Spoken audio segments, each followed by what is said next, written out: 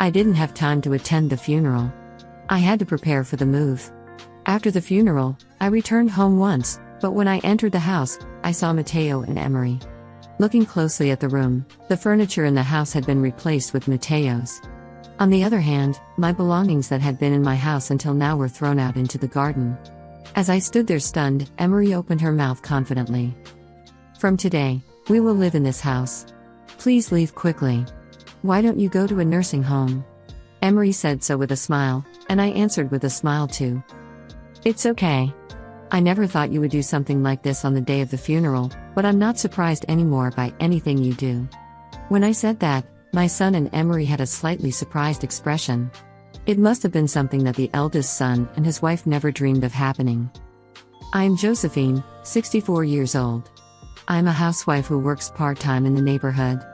I have a son named Matteo. Matteo has been a kind and easygoing child since he was little. He was also popular in class, serving as the student council president. After graduating from college, he joined a company that operates nationwide. Therefore, the head office is located in New York, but for the first few years, he was transferred to the countryside. I was very lonely to be separated from Matteo, who had always been with me, but I felt the growth of my son one by one, so my husband and I decided to send Matteo off with a smile. "Matteo, be careful with your body. Eat well." Then Matteo smiled back. "I know. Don't worry about me, worry about yourself. Be careful not to get sick, Mom. Dad, stay healthy too." Matteo said that and moved to a new place.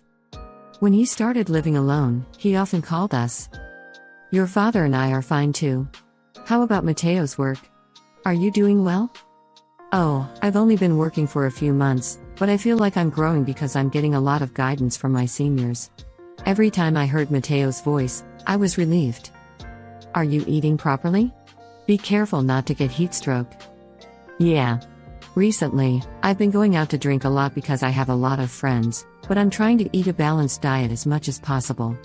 When I hear my mother's voice, I feel like I want to eat my mother's homemade food. But I'll do my best here for a little longer.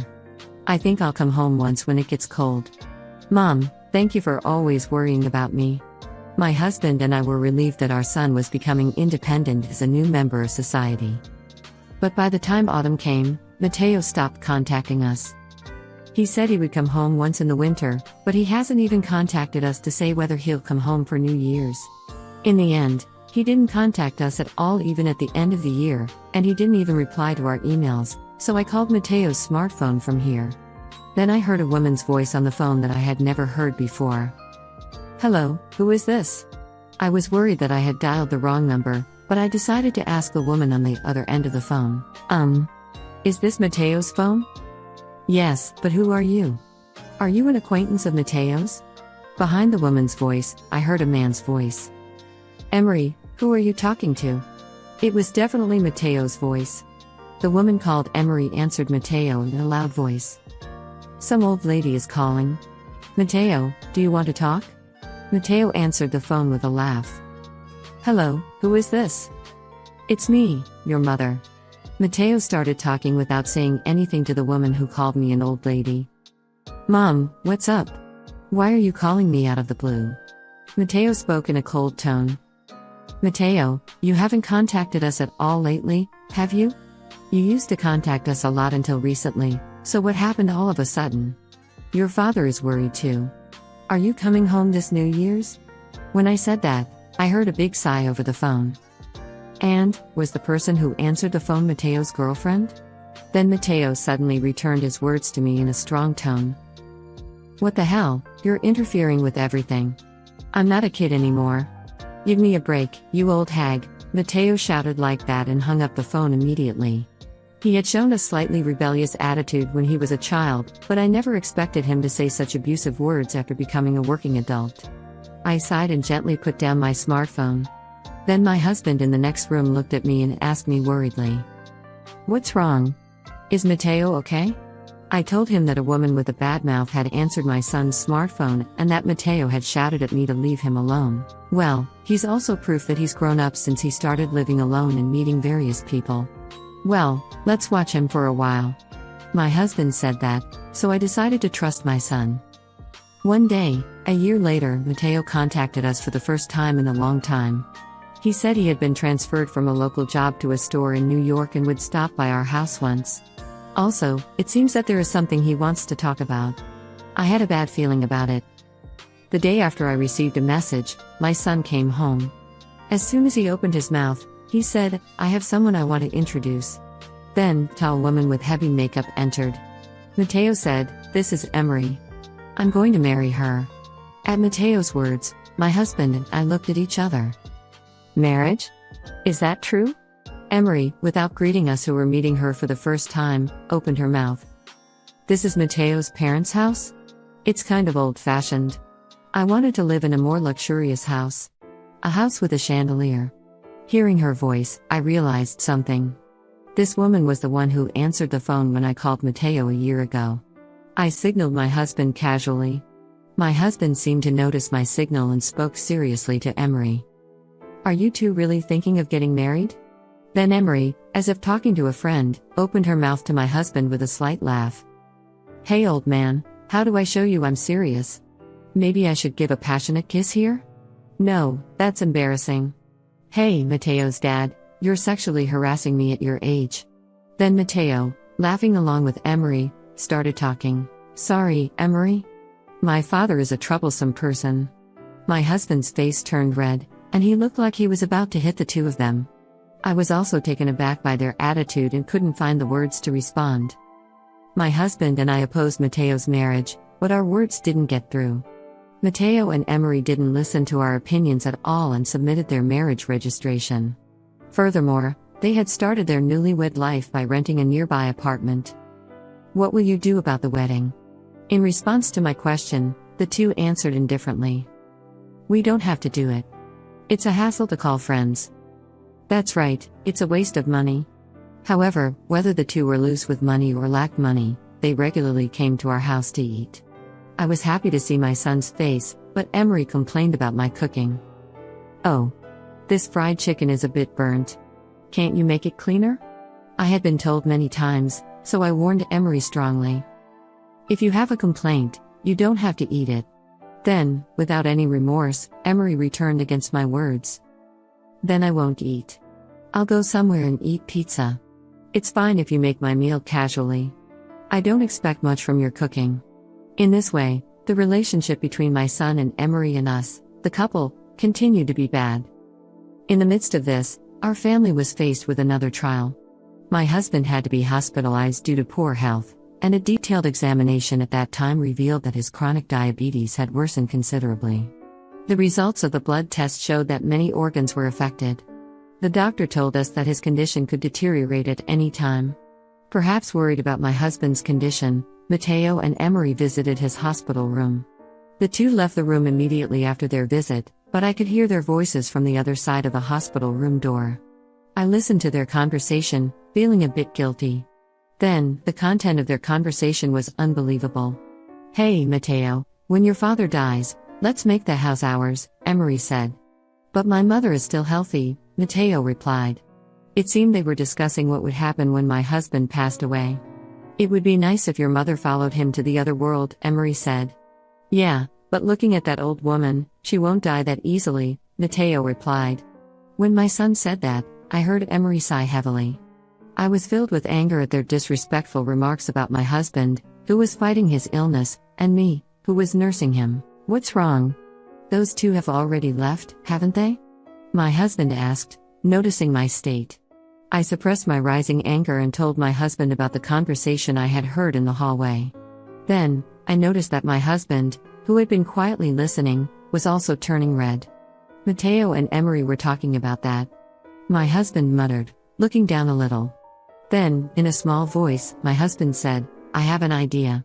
There was a lot of force in his words. I wonder what kind of idea it is. The next day, my husband called Matteo and Emery to his hospital room. Of course, I was also present. "What's the rush?" "I'm busy," Matteo said, looking displeased. Emery also frowned. "I'm going to talk about the inheritance after I die, so listen carefully," my husband said. At the word inheritance, Emery suddenly looked happy. "Since there's only one child, all the inheritance will be Mateo's, right? There's about $100,000 in the bank. The beneficiary of my insurance is your mother, so that's hers. But I'm thinking of leaving all the bank assets to Mateo. Not a bad deal, right? Use it wisely. When my husband said this to our son, Emery opened her eyes wide and started talking. What about that house? It has a large garden and I think it's worth more than $100,000. At Emery's words, Mateo also looked at my husband with sparkling eyes. Dad, what about the inheritance of the house? The house will be in your mother's name. She's going to live there from now on. At my husband's words, Mateo and Emery strongly objected. Why? Mom has insurance money, and we only have bank assets. That's not fair. Give us that house. Emery also followed Mateo and opened her mouth. We don't need the bank's money, so please give us the house. My husband and I looked at each other and signaled for confirmation. Then my husband made a decision to our son. Okay, I understand. I'll make that house yours. In return, all the money in the bank will be given to your mother, okay? Then the two of them were jumping for joy. I wonder if they forgot that this is a hospital room. My husband continued to talk, but as I said earlier, your mother is going to live in that house, so even if I'm gone and the house is in Mateo's name, you have to let your mother continue to live there. Yeah, I understand, Mateo replied casually to my husband's words. My husband, seeing Mateo's attitude, sighed and continued to talk. As long as your mother is healthy, allowing her to live in that house is the condition for giving Mateo that house. Are both of you okay with that? My husband's words were answered by our son in a bothersome manner.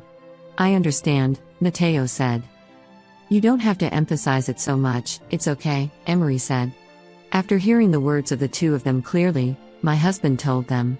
Then, I'll leave what we discussed just now in my will. Then our son left the hospital room cheerfully without even saying goodbye to us. My husband and I looked at each other and sighed as we watched them go. About 2 months later, my husband's condition rapidly deteriorated.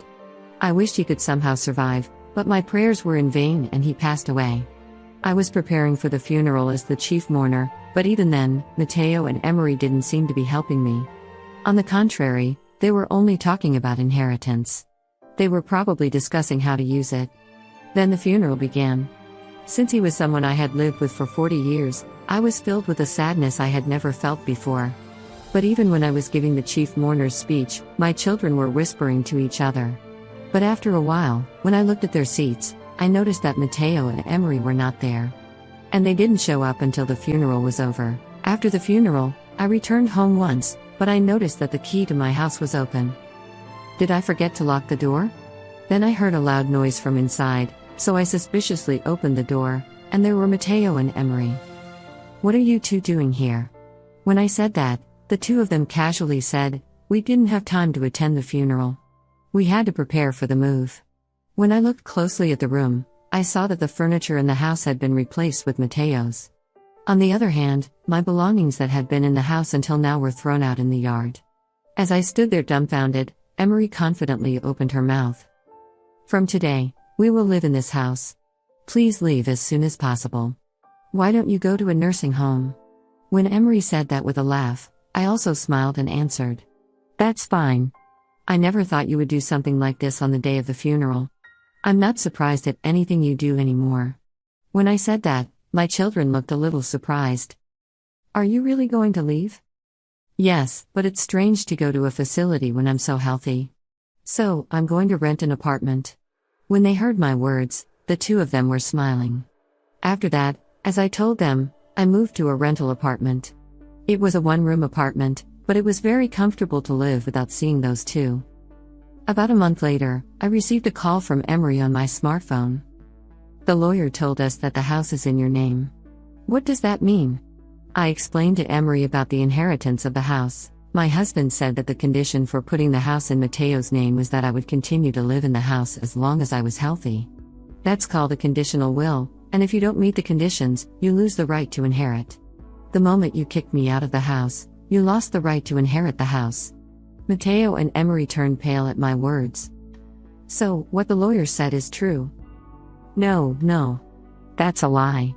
I couldn't forgive them for preparing to move during the funeral. Then, there's one more thing I have to tell you. The two of them listened to my story with blue faces. I'm going to kick you two out of that house and cut ties with you.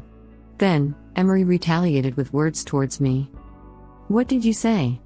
I won't accept that. This house is ours, so we can't just leave. Even if we lose the right to inherit, I will live in this house. It can't be helped if it becomes a form of living with my mother-in-law, but it's ridiculous that we have to leave. However, I heard my son's voice from behind Emery over the phone. Emery, I'm sorry. We've lost. The effect of the will is legally guaranteed. Then Emery said damn it and hung up the phone. The lawyer who contacted my son is an acquaintance of mine. I heard from him later that when he told my son that he had no ownership of his parents' house because he had broken the conditions, my son looked very regretful. But then my son told me that he had a debt of several tens of thousands of dollars. Apparently, they had been playing quite a bit while my husband was in the hospital, going to bars all night, gambling, and living it up. They still weren't satisfied with their play, and they played to the fullest even by borrowing money.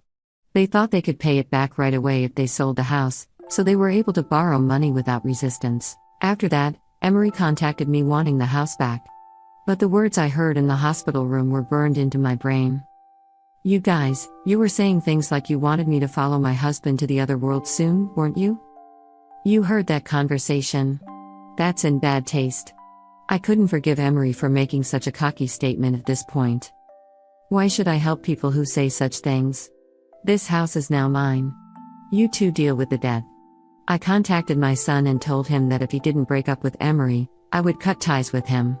Then, my son chose Emery over me. I was so ridiculous that I started to cry.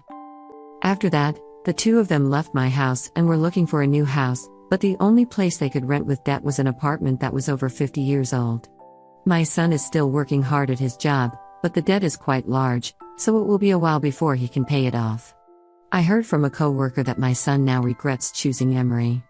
Well, it's his own fault. I hope he continues to work hard without slacking off. On the other hand, I cut ties with my son and am now enjoying living alone. Immersed in memories with my husband, I leave the house today for my part-time job. How was this story? Please also subscribe to the channel. See you in the next video.